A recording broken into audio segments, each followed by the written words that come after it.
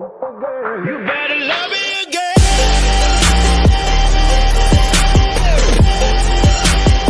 You better love me again.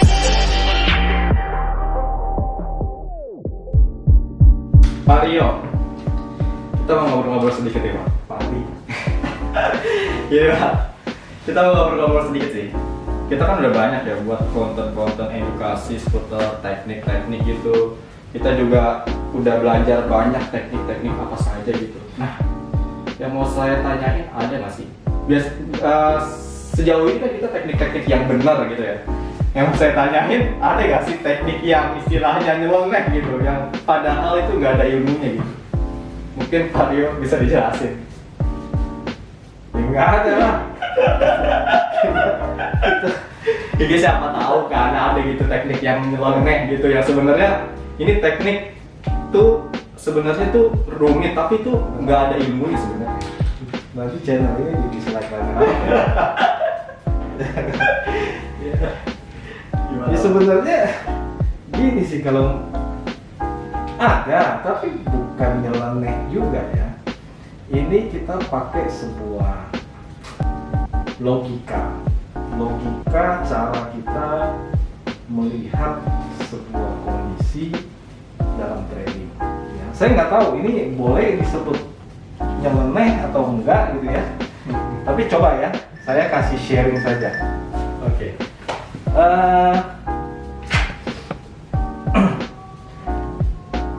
Kalau kita udah jalanin satu proses trading yang cukup panjang ya, kemudian kita punya teman juga ngobrol-ngobrol tentang masalah trading, kan begini, kalau kita ngomongin trading, bicara market, itu kan sesuatu kita berhadapan dengan probabilitas. Betul. Ya. Probabilitas berarti apa? Bukan sesuatu yang pasti. Tapi yang kita cari adalah sesuatu yang sering. Itu konsep berpikirnya dulu, bahwa dalam trading sebenarnya kita mencari sesuatu yang sering. Ya, misalnya kalau kita bicara analisa market, oh ini sering terjadi nih, kalau dia naik sering terjadi, kalau dia turun. Konsepnya kan seperti itu. Ya, mau teknik apapun sama. Nah, sekarang saya coba gunakan cara pikir itu untuk menemukan sebuah strategi. Ya, nah gimana? Case-nya, contoh, karena kita sering trading dan kita sering ngalamin, sering nggak kita mendengar kalimat ini, misalnya ya. Ini saya pakai bahasa obrolan. Giliran gua kan dia balik. Ini sering terjadi sih. Betul? Giliran gua udah take profit, dia lanjut. Pertanyaannya sekarang, ini dua kalimat ini sering kita dengar nggak? Betul. Sering kita alamin nggak? Betul. Ya. Nah sekarang kita ngebayangin, ini kan sesuatu yang sering terjadi, ya, di dalam market. Nah sekarang kita berpikir, gimana caranya ini jadi duit? Karena sering kan? Logikanya kan begitu ya. Oke? Nah, jadi pertama adalah Anda bisa mencari ciri-ciri orang masuk pasar. Ya. Kedua, kondisi orang sering take profit setelah masuk ya. Ini nyambung ya, terkait. Jadi atas kondisi ini dia masuk, biasa di kondisi ini dia keluar. Ya. Kondisi orang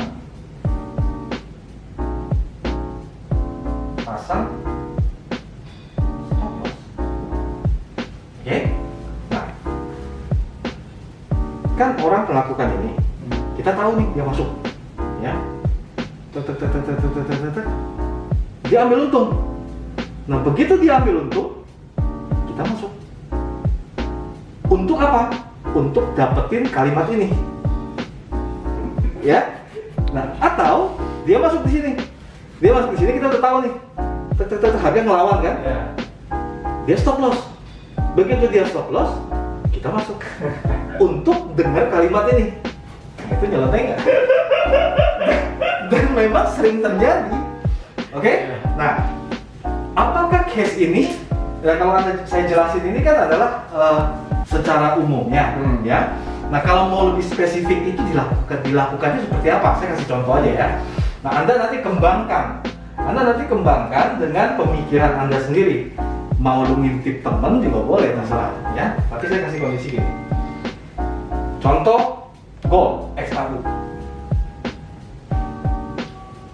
Pada saat US dollar atau DXY atau dolar indeks itu menguat, tiba-tiba menguat gitu ya. Nah, kira-kira orang lakukan apa? Sargol. Betul kan? Benar nggak? Tuh, berarti kita udah tahu nih. Kita nggak masuk dulu. Kita udah tahu ada orang masuk nih. Di titik ini ada orang masuk ya. Kita tungguin.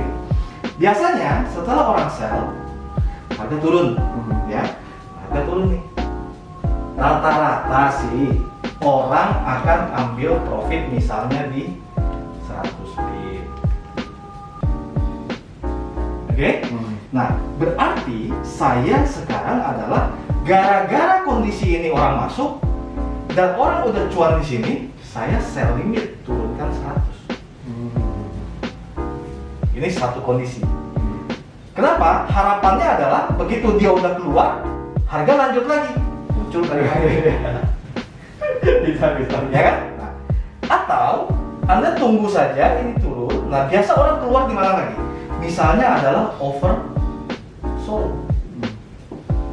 Di saat harga oversold, orang udah pada takut kan? Dia take profit dong. Nah, kita masuk.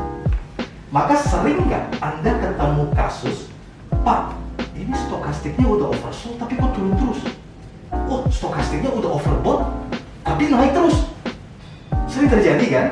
Nah, maka konsep ini bisa digunakan. Ini kalau kasusnya adalah turun, ya. Nah, sekarang gimana kalau kasusnya naik? Oke, kita udah tahu nih ada orang masuk, ya. Harga naik. Biasanya di titik mana orang akan stop loss? Nah, bisa jadi setelah naik 100 pip, orang stop loss. Nah, begitu stop loss, bisa jadi harga adalah balik. Muncul kalimat ini, giliran gua dekat, gua balik. Hello? Benar-benar. Atau Anda tunggu, ini orang udah sell di sini ya. Ini harga naik nih. Ya. Nah, di sini ada high. Anda tunggu saja, dia naik, jebolin high, Anda lakukan sell. Karena bisa jadi kebanyakan orang adalah cut loss di atas high. Maka potensi kita juga menguntungkan dari sisi bisnis dagang, yaitu apa? Yaitu kita dapat sell tinggi. Nah, tapi kata kuncinya Anda harus ada ini dulu ya. Jadi ini Anda meyakini bahwa di situ banyak orang sell. Nah, contoh lain identifikasi ininya apa? Contoh lain ada lagi yaitu kalau ada muncul berita. Begitu berita, news, rilis data, keluar nih. Begitu keluar, merah. Berarti biasanya di situ banyak orang masuk. Bro. Baik. Nah, dari situ ada ukur lagi. Oh, berarti sekarang begitu berita keluar harga ada di 18.20. Berarti banyak orang mungkin di area sini akan masuk 18.20, 20 lebih kan? Nah, Anda tungguin dua momen ini. Di titik mana orang ambil cuan? Nah, sehingga ini sebenarnya bukan sangat nyeleneh. Ini adalah terjadi di market. Anda coba ingat-ingat. Pernah nggak kasus begini? Data keluar, harga loncat, ya. Udah panjang nih. Biasanya ada tekuk dikit, orang biasanya keluar. Market tuh lanjut lagi. Gitu loh. Nah, atau begitu keluar berita, orang masuk, terus diseret turun, stop lossnya kena. Begitu stop lossnya kena, harga mental balik lagi. itu sering terjadi. Ya, jadi maksud saya ini bukan sangat nyeleneh. Ini adalah memainkan sebuah logika bahwa ini sering gua dengar. Maka bagaimana saya mengakalin kondisi ini yang sering terjadi ini ke dalam, saya tuangkan ke dalam perilaku pasar dan perilaku trading. Masuk akal nggak? Masuk akal. Jadi kalau lu cari sesuatu yang nyeleneh tapi berdasar ya seperti ini ya, walaupun di dalam ilmu price action itu sebenarnya ada yang mirip-mirip ya, misalnya mengambil area stop lossnya orang ya, jadi orang sering membahasakan gini, SL-mu OP-ku ya, jadi sengaja mengambil area tersebut. Nah tapi kalau yang ini yang posisi cuan kita baru masuk, nah ini sebenarnya nggak banyak yang ngajarin ya. Cuma ingat ya, kata kuncinya ada di sini ya. Anda harus yakin ada sebuah kondisi yang bikin orang masuk. Kita nggak usah ikut dulu. Kita tungguin ya. Dan strategi ini saya pernah terapkan cukup lama di tahun 2000 sebelum corona ya. Sebelum corona itu gold itu gerakannya kan sekitar 100-150 pips. Nah di situ saya terapkan. Jadi saya cuma nunggu. Saya nunggu dolarnya hijau. Begitu dolarnya hijau, saya yakin di situ banyak orang sell. Tapi saya nggak langsung ikut. Ya, saya tungguin kemana setelah itu. Nah setelah itu dia bergerak sesuai, berarti orang sudah mulai profit. Nah saya mencari di titik mana orang banyak keluar. Nah begitu banyak orang keluar, saya masuk, follow, ambil lanjutnya. Sebaliknya, begitu saya tahu di situ banyak orang masuk, nah, kalau di harga ngelawan, saya mencoba mencari tahu di titik-titik mana biasanya orang akan stop loss. Nah di situ saya ambil. Nah, maka potensinya itu adalah lebih besar. Sekali lagi, gara-gara ini, karena keseringan dengar ini. Oke, Pak Rio. Kalau misalnya bisa disebut ini strategi kontrarian nggak sih yang kita melawan kerumunan gitu? Ya, jadi saya adalah melawan cara pikir mayoritas. Ya, jadi mayoritas orang masuk, saya nggak ikut, saya lawan. Mayoritas orang keluar, saya masuk. Oke, baik Pak Rio, ini cukup menarik pembahasan kita kali ini. Nah, mungkin buat rekan-rekan trader nih, di trading itu banyak banget nih strategi yang bisa kita gunakan. Bahkan strategi yang nyeleneh pun juga bisa bikin cuan ya Pak Rio. Terima kasih nih Pak Rio atas pembahasannya. Ini anti mainstream sih sebenarnya, saya juga baru tahu sih strategi ini. Nah, mungkin rekan-rekan yang mungkin bisa dipraktekkan, selalu ingat ya bahwa kita juga harus memperhatikan fundamental atau kekuatan sentimen yang sedang terjadi di sana ya. Jadi kita harus acuannya sentimen itu dulu buat masuk. Nah, itu saja pembahasan kita kali ini. Sampai jumpa pada video selanjutnya.